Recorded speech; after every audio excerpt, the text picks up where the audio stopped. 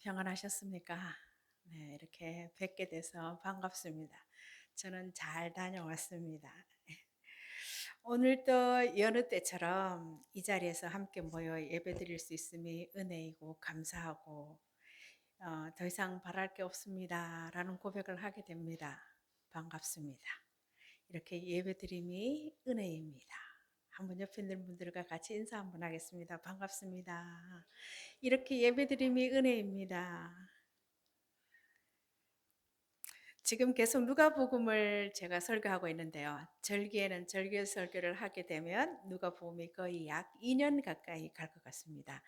그 주일 설교 본문을 놓고 말씀을 어떻게 설교해야 하나 막막할 때도 많습니다. 그러나 그때마다 하나님이 도와주셨고 또 매번 설교를 잘 들어주시는 우리 성도님들이 계셔서 이렇게 계속 할 수가 있습니다. 12월 첫째 주일부터 성탄절을 앞두고 대림절이 시작되어서 그때는 절기를 따르지만 누가복음을 계속 설교하려고 합니다. 부산에 있는 어떤 목사님이 왜 강해 설교를 하는가? 대부분은 그때 필요한 대로 하지만 한 말씀을 쭉 강해 설교를 하는가 하는 그분의 글을 보면서 저도 공감이 돼서 한번 소개해 보려고 합니다. 당장 목이 마른 사람에게는 물 한 모금이 필요하지만 그러나 사람이 건강하기 위해서는 충분한 양식을 먹고 또 스스로 먹어야 합니다.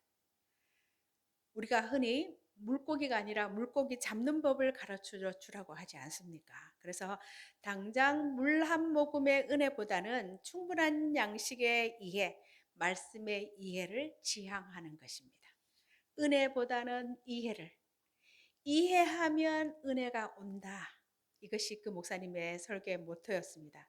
그래서 그런 방향성을 가지고 계속 강해 설교를 하고 있다고 말하는데 저도 같은 생각입니다.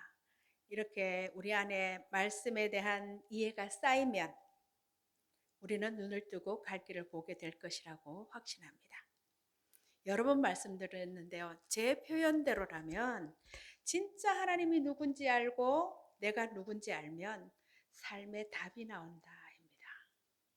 그래서 달콤한 은혜보다는 이해하면 은혜가 온다입니다. 그런데 이건 별로 인기가 없는 것 같아요. 사람들 대부분의 많은 사람들이 달콤한 은혜를 좋아하고 환호하는 것 같습니다. 말씀에 대한 이해로 우리는 장성한 믿음의 사람이 될 것이고 분별하는 그리스도인이 될 것이라고 확신합니다. 우리가 성경을 잘 알면 성령님께서도 우리를 말씀으로 잘 인도하시게 됩니다. 덧붙여 아무것도 아닌 이단의 가르침에 빠지지 않습니다. 하나님께서 우리 교회에 이와 같은 말씀의 여정과 말씀에 대한 열정의 은혜와 복을 내려주시기를 간절히 기도하면서 말씀을 준비하고 전하려고 합니다. 여러분도 성경 읽고 묵상하는 일에 열심을 내주시고요. 설교를 준비하는 저를 위해서도 꼭 기도해 주시기 바랍니다. 여러분 다시 한번 이런 질문을 해봅니다. 그리스도인이 누구인가?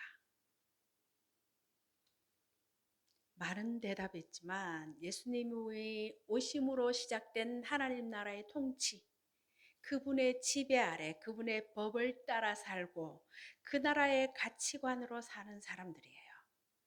그 나라 백성으로서 새로운 정체성과 새로운 가치관으로 사는 것. 그런데 이것은 하나님이 누군지 내가 누군지 확실하지 않으면 불가능한 삶입니다. 살 수 없어요.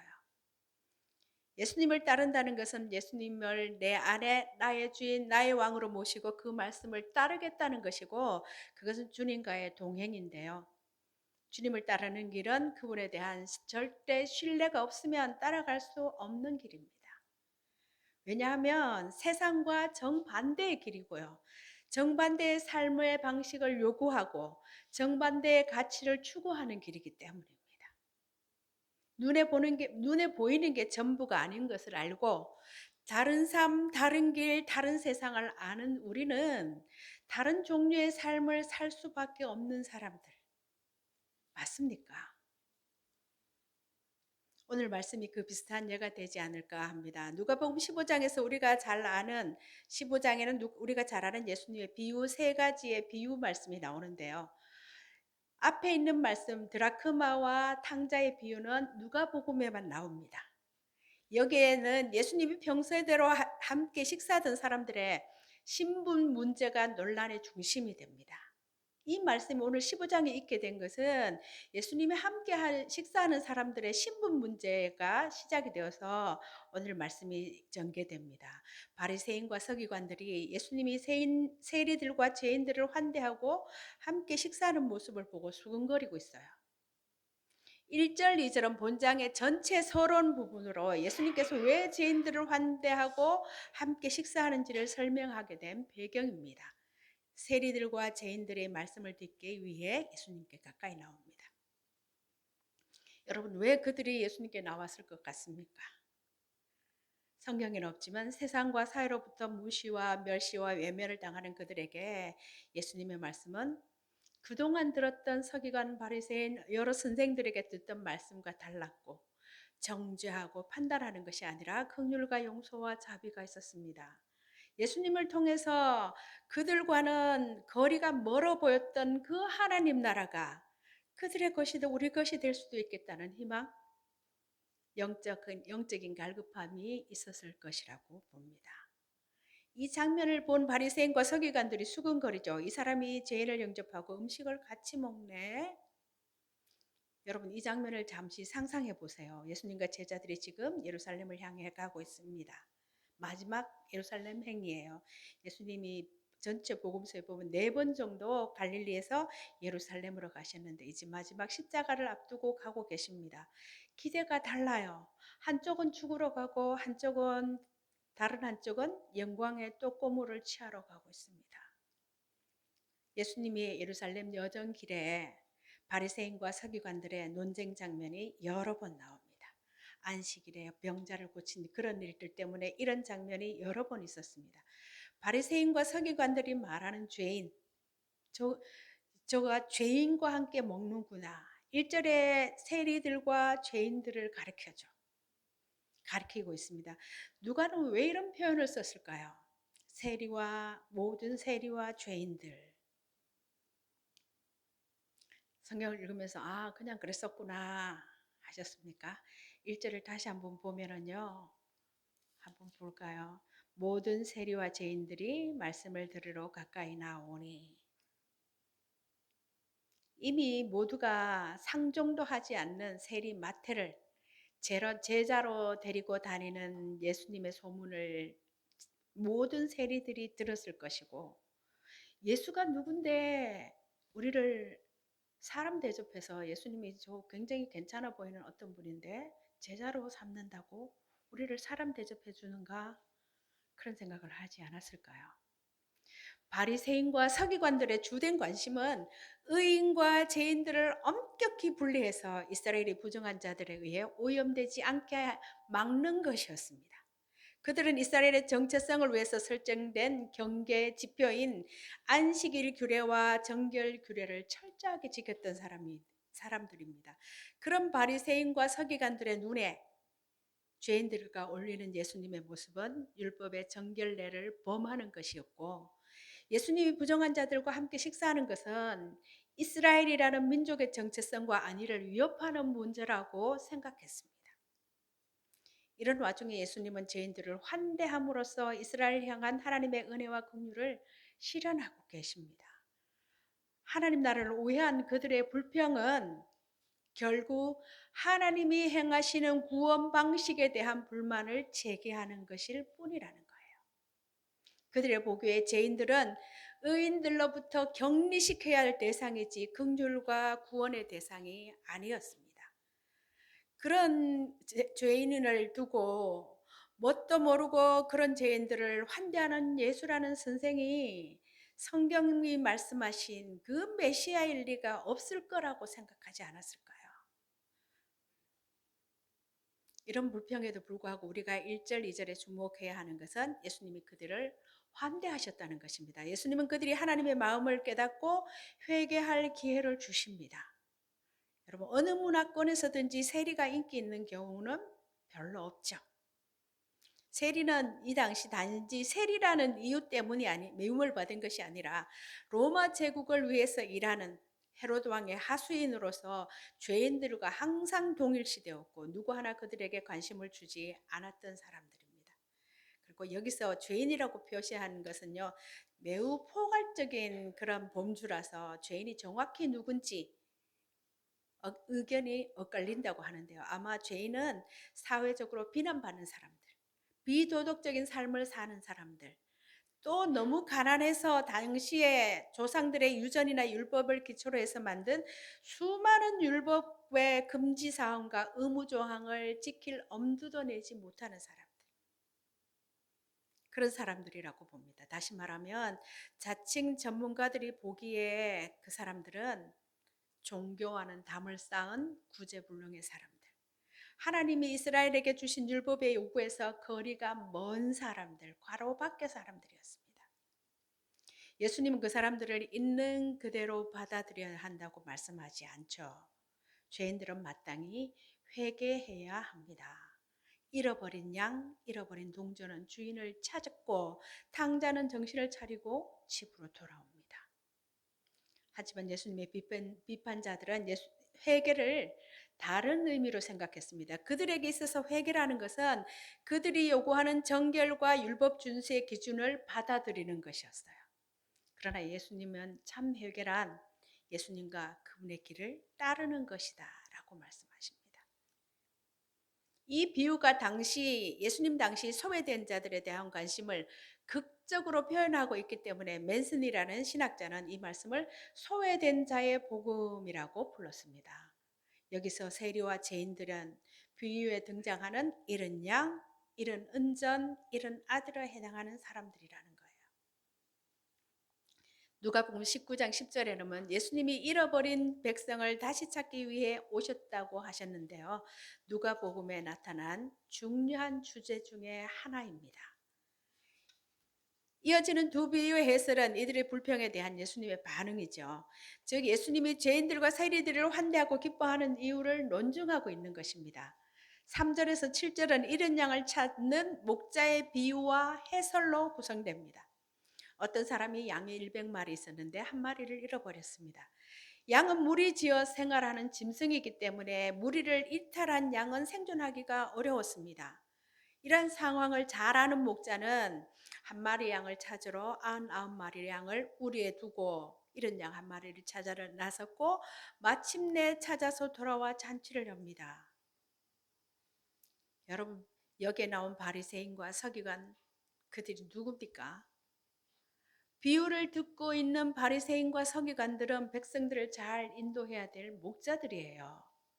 그러나 그들은 안식일에 자기 가축은 배려하면서 가축은 우물에 빠졌거나 목이 마르면 먹을 것을 주면서 18년 동안 몸을 펴지 못한 여자, 그리고 수종병으로 몸이 부어오른 사람의 치유를 격렬히 비난했습니다. 죄인들을 환대한 예수님을 비난했습니다.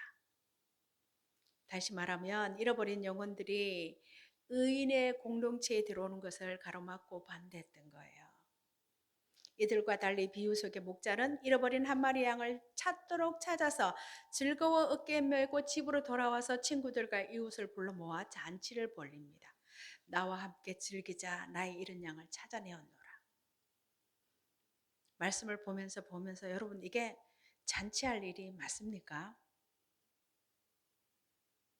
거룩한 사랑의 낭비입니다.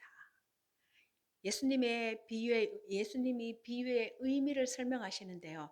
죄인 한 명이 회개하면 하늘에서는 회개할 것 없는 의인 99명 때문에 기뻐하는 것보다 더 기뻐한다 라고 하시죠. 예수님은 잃어버린 자를 죄인과 동일시하셨어요. 바리새인과 서기관들은 세리와 죄인들을 부정한 자들로 정죄하고 멀리했지만 예수님은 그들을 잃어버린 자로 이해하십니다. 여러분, 우리가 전도할 때 이 사람은 불교 신자야, 이 사람은 골똘한 유교를 신봉하는 자야, 이 사람은 이런 사람이야, 이렇게 구별하는데 그냥 그들은 잃어버린 자들입니다. 우리 표현대로라면 전도가 필요한, 복음이 필요한 사람들일 뿐이라는 거예요. 6절, 7절과 연결해 보면 죄인들이 회개한 것은 목자가 잃어버린 양을 찾는 것과 같은 의미라는 것이고, 정작 하나님의 잔치를 망친 쪽은 예수님이 아니라 바리새인과 서기관들이었습니다. 8절에서 10절에 잃어버린 드라크마를 찾은 여인의 비유도 잃은 양의 비유처럼 비유와 해설로 구성되어 있습니다. 드라크마는 그리스 은전으로 시대와 장소에 따라서 무게와 가치가 다르긴 했지만 1데나리온 또는 4분의 1 세겔로 하루치 품삯에 해당하는 돈입니다. 이 당시 사회에서는 남자가 결혼할 여자에게 결혼지참금 형식으로 드라크마 연립을 줄에 깨어서 주었는데, 여인은 그것을 머리에 장식하고 다녔습니다. 그러므로 10드라크마는 여인에게 있어서 결혼지참금이기 때문에 귀중한 재산이고 또 비상금이 됩니다. 그래서 유대 여인들은 잠을 잘 때도 결코 이것을 풀어놓지 않았다고 합니다. 그런데 이 열 드라크마에서 하나라도 빠지면 장신구로서 역할을 할 수 없기 때문에 여인은 부지런히 그것을 찾습니다. 돌과 진흙벽돌로 지어진 팔레스타인 주택에서 창문이 없어서 실내가 어두웠고 바닥은 돌이 아니라 흙이어서 어두운 곳에서 동전을 찾기란 쉽지 않은 일이었습니다. 그래도 여자는 등불을 켜고 바닥을 쓸고 열심히 찾죠. 드디어 잃어버린 것을 찾아 잔치를 준비하고 이웃을 불러 모읍니다. 잃었다가 찾은 돈보다 더 많은 비용을 지불해야 하는 상황이죠. 경제적인 측면에서는 여자의 행동이 어리석고 낭비처럼 보이지만 잃어버린 것을 찾는 기쁨이 컸기에 잔치를 엽니다. 이 이해하기 어려운 비유에 대해서 예수님이 그 의미를 해설하시는데요. 이와 같이 죄인 한 사람이 회개하면 하나님의 사자들 앞에서 기쁨이 되느니라 하면서도 다시 곱씹지 않으면 이해하기 어려운 말씀 같습니다. 바리새인과 서기관들은 비난하지만 그가 누구든 예수님은 한 영혼이 돌아온 기쁨을 값으로 매길 수 없다는 것을 보여주고 계십니다. 오늘 읽은 잃어버린 양을 찾은 목자, 잃어버린 드라크마를 찾은 여자의 비유는 우리에게 몇 가지 의미의 교훈을 합니다. 첫째는 예수님이 세리들과 죄인들을 환대하고 그들과 식사하는 이유를 보여주는데, 세리들과 죄인들은 잃어버린 자들이라는 거예요. 규범을 지키고 하나님의 뜻을 따른 의인들과는 다른 희망 없는 인생을 살고 있는 그들에게 하나님의 은혜가 임했습니다. 다음으로 잃어버린 자를 찾는 과정과 찾은 결과에 나타난 모습은 어리석고 낭비처럼 보입니다. 목자와 드라크마를 찾은 여인, 찾는 수고를 아끼지 않았고요. 찾은 것의 가치보다 더 많은 비용을 지불해서 잔치를 벌였습니다. 잃은 자를 회복하는 비용은 경제적인 측면에서는 낭비였지만 영혼의 회복은 누군가의 낭비처럼 보이는 희생으로 가능하다는 거예요. 찾는 자의 수고가 없으면 이런 것이 발견되는 기쁨도 없습니다. 예수님은 기쁨의 식사를 함께 나누자고 지금도 말씀 안으로 우리를 초대하고 계시고, 우리가 주님의 기쁨에 함께 하기를 바라십니다. 죄인을 불러서 구원하시러 오신 예수님을 스스로 의인이라고 생각한 바리새인들과 서기관들은 알아보지 못했고 예수님을 필요로 하지도 않았습니다. 자격 없는 자를 받아주시는 예수님의 상식 이상의 사랑을 수용하기에는 그들이 쌓아 올린 자기 의의 장벽이 너무 높았다는 거예요. 그들은 사랑해야 할 대상과 사랑하지 않아도 될 대상을 임의로 나누었습니다. 그러는 동안에 스스로 자신들을 예수님의 사랑을 받을 자에서 배제시키고 있는 것이었어요. 이런 양 한 마리를 찾은 목자와 한 드라크마를 찾은 여인의 행동은 상식에도 벗어난 허비하는 잔치 같아 보이죠. 그런데 하나님에게는 우리보다 값지고 가치 있는 것이 없음을 말씀합니다. 하나님에게 우리는 그분의 전부라는 거예요. 여러분, 한 분 한 분이 하나님에게는 전부입니다.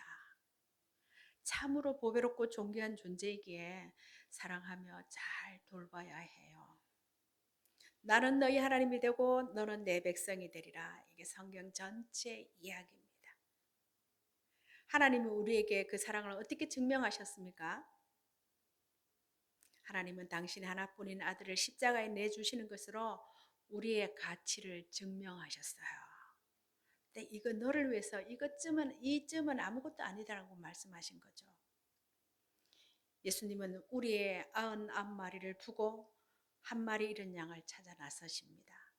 세상의 상식으로는 한 마리를 찾느라고 99마리를 위태롭게 내버려둘 목자가 없겠지만 주님은 잃을 수도 있는 99마리보다 확실히 잃은 한 마리를 챙기는 비효율적인 사랑을 선택하신 거예요.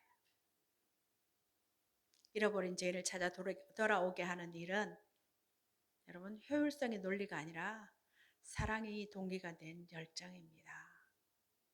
아무나 할 수 없어요. 세상이 뭐라 하든 어떻게 변하든 여러분 잃어버린 영혼을 향한 깊은 관심을 간직하고 키워가야 합니다. 그들을 볼 때 우리 마음이 아파야 돼요. 하나님의 관심과 기쁨에 참여를 하는 것이 하나님이 소중하다고 말하고 하나님이 귀하다고 말하고 하나님의 관심을 가지고 기뻐한다는 그 일에 참여하는 것이 우리 그리스도인들의 진정한 복 아니겠습니까? 여러분 기독교 신앙 안에서 가지게 되는 구원받는 자에게 허락되는 하나님의 은혜는 세상의 어떤 능력이나 노력이나 성취로 대신할 수 없는 것들입니다. 그런 것들은 용서, 온유와 겸손과 자비와 양선과 오래 참음 같은 것들인데요. 세상이 만들어내는 것들과는 비교할 수 없이 다른 것이고 세상은 추구하지 않는 것입니다. 하나님의 자녀된 수준은 세상적인 가치관을 통한 잘남이 아니라 하나님 나라 가치관으로 자라난 사람만이 누릴 수 있습니다. 세상의 가치관을 가진 사람은 죽었다 깨어나도 모릅니다. 온전한 믿음에 도달하는 유일한 방법은 우리가 말하죠. 그 말씀과 기도입니다. 말씀과 기도는 인간의 소원을 이루기 위한 수단이나 방편이 아니라 그것은 하나님의 백성이 하나님의 뜻을 알고 하나님의 뜻대로 살기 위한 유일한 통로임을 의미합니다. 그래서 내가 말씀을 본다는 것은 내가 내 삶의 의미와 목적과 내용과 소원을 정하지 않겠다는 것이고 그것은 하나님으로 하여금 내 인격에 말씀하게 하시고 내 삶의 의미와 목적과 내용과 소원을 하나님이 결정하시도록 기꺼이 내어드리겠다는 의미예요. 그것은 또한 하나님이 내 삶의 최종 권위자여 결정권자이고 통치자임을 인정하는 것이 우리가 말씀을 펴는 일입니다. 기도는 하나님의 뜻대로 살고자 하는 바람이죠. 기도는 하나님 되심을 인정하는 것이고 인간의 비극적인 상황과 한계를 인식하고 인정하는 행위입니다. 내가 다 할 수 있으면 기도가 필요하지 않습니다. 인간의 그런 비극적인 상황, 한계를 인식하고 인정하는 행위가 기도입니다. 기도는 하나님만이 우리의 필요를 아시고 우리에게 선한 것을 공급하시고 우리를 도우시는 분인 것을 아는 것이고 우리는 하나님의 뜻을 행함에 있어서 연약하고 무능한 존재임을 고백하는 것이 기도예요. 기도는 하나님의 도우심을 요청하는 것입니다. 기도할 때 나는 피조물 인간이 되고 하나님은 하나님이 되시기에 기도는 내가 누구인지를 인정하는 일이고 하나님께서 어떤 분인지를 인정하는 일이 기도입니다. 이 시간 예배하는 우리 모두의 삶이 하나님의 진리인 성경을 알아가고 그 속에서 나와 세상을 향한 하나님의 뜻을 알아가고 그 또한 진리 안에서 성장해 가면서 내가 믿게 된 바를 삶의 모든 영역에서 드러내며 살아가기를 간절히 바랍니다. 하나님이 누군지 내가 누구인지 아는 사람이 추구해야 될 삶이에요. 하나님의 진리인 성경을 알아가고 그 속에서 나와 세상을 향한 하나님의 뜻을 알아가고 진리 안에서 성장해 나가면서 내가 믿게 된 바를 삶의 모든 영역에서 드러내며 살아가기를, 그런 우리 성도들 되기를 간절히 바랍니다. 하나님 지금도 살아계십니다. 그 하나님이 도우실 거예요. 기도하겠습니다.